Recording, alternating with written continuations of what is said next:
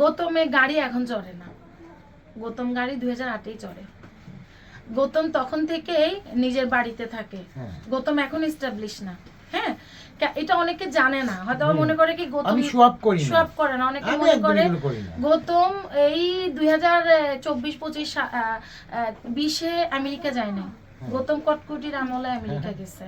তো সো যারা বলে যে গৌতম মানুষের থেকে মানে এগুলো করে করতেছে, এটা একদম ভুল ধারণা। আমি যদি কাজ করি, আমি তো অবশ্যই আমি আমার প্রফেশনকে রেসপেক্ট করি। কে ফ্রিতে কাজ করে? না কান্না করলে মাই তো বুকের দুধ দেয় না।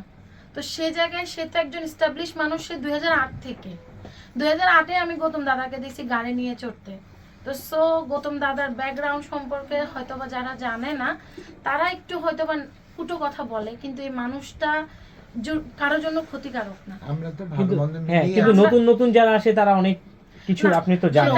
আমি সোয়াপ করি না, আর আমরা নতুন পুরনো এগুলো নিয়ে জানি। 2019 থেকে 2025 চলতেছে, আমি তো এর আগে অভিনয় করতাম। তো এখন আপনারা হার্ড ওয়ার্ক করতেছি, দেখি না আল্লাহ কতদিন এই প্ল্যাটফর্মে আমাকে টিকায় রাখে। এখন কি আমরা অভিনয় আবার পাবো কিনা? আপনার হ্যাঁ, আমার একটা নাটক আসবে, একটা গান আসবে, খুব রিসেন্টলি শুট হবে ইনশাআল্লাহ। বাংলাদেশে আছেন কত, আপনাকে তো অনেকে মিস করবে, যেহেতু আপনি ভালো ভালো কন্টেন্ট। আমি ভালো কন্টেন্ট ক্রিয়েটর কিনা জানি না, আমি আমার মনের দ্বিধায় আমি কন্টেন্ট বানাই, আমার আঞ্চলিক ভাষায় কন্টেন্ট বানাই।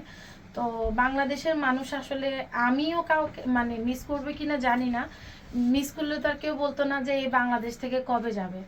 অথচ চিন্তা করেন, আমি কিন্তু কারো ঘরের ভাত এনে খাচ্ছি না, নিজে পরিশ্রম করে খাচ্ছি, নিজের পরিবারকে খাওয়াচ্ছি।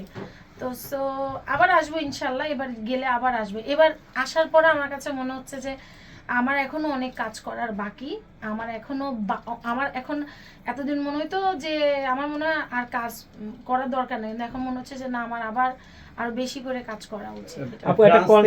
ফ্রান্স থেকে ফিরে কি মনে হলো যে পূর্ণ জন্ম হলো কিনা আবার রাখি, এরকম মনে হচ্ছে আবার আলোড়ন সৃষ্টি হয়ে গেল সারা দেশে? হয়েছে, যেহেতু আমি অনেক বছর পরে আসছি, সেহেতু তো আমার একটা আবেগের জায়গা ছিল, বেশি ইমোশন, আস্তে আস্তে ওটা রিকভার করতেছি, এখন ভালো লাগতেছে আলহামদুলিল্লাহ। কিন্তু আমার কাছে মনে হচ্ছে প্রবাস জীবনে আমার দিন অত তাড়াতাড়ি যেত না, বাংলাদেশে আসার পরে অলরেডি আমার আজকে 20-22 দিন হয়ে গেছে আসছি, মানে মনে হচ্ছে খুব তাড়াতাড়ি আমার দিনগুলো চলে যাচ্ছে। আরেকটা কথা শুটের সময় বলেছিলেন যে সেই কবে বিয়ের সাজে ছিলাম, আজকে আবার বিয়ের সাজে, নিজের কাছে লজ্জা লজ্জা মনে হচ্ছে, এরকম বলছিলেন। যদি একটু বলতেন এই বিষয়ে। না, এটা তো ফান করে বলছি, আর এটা তো মানে একটা শুটের মধ্যে ব্রাইডাল শো। আমরা যখন পড়াশোনায় ভুল করতাম, আমাদের শিক্ষক আমাদেরকে বকতো না, তো সেই জায়গায় সিনিয়র মানুষ আমাদেরকে নিয়ে কাজ করতেছে, আমাদের ভুল হলে তো অবশ্যই বকবে, এটা বরঞ্চ আশীর্বাদ আমি মনে করি। এটা আমার ভালোবাসা থেকে আমি ওদেরকে যখন শাসন করি, এটা সব নায়িকাদেরও বলি, নায়কদেরকে বলি যে আমি শাসন করি, যে শাসন মানে কি, এটা ভালোবাসা জায়গা থেকে, এইটা করিস না, এটা ভালো লাগছে না, ওটা কর, এই দ্বারা এই কর, এটা হচ্ছে ভালোবাসা। ভালোবাসা না হলে কিন্তু এই জায়গাটা আমরা থাকতে পারতাম না। আচ্ছা, আমি একটা কথা বলি, সেটা হচ্ছে জানি না আপনি কিভাবে নেবেন রাকি আপু। অনেকে বলেন গৌতম শাহ অনেক মানে সৎ মানুষ, যেহেতু এত বড় ইন্ডাস্ট্রি চালাচ্ছেন, কেউ 2 দিনে আসলে সেই মানুষের গাড়ি বাড়ি হয়ে যায়, কিন্তু গৌতম শাহ নাই। এই বিষয়টা আচ্ছা, আপনি কি গৌতম দাকে কতদিন ধরে চিনেন? অনেক বছর চিনি। কত বছর? আমি প্রায় 10 বছর। 10 বছর। তাহলে আপনার থেকে আমি বেশি চিনি না? হ্যাঁ, না আমি জানতে চাচ্ছি, অনেকেই অনেক কিছু মনে করে। মানে কেন প্রশ্নটা করলাম ভাইয়া,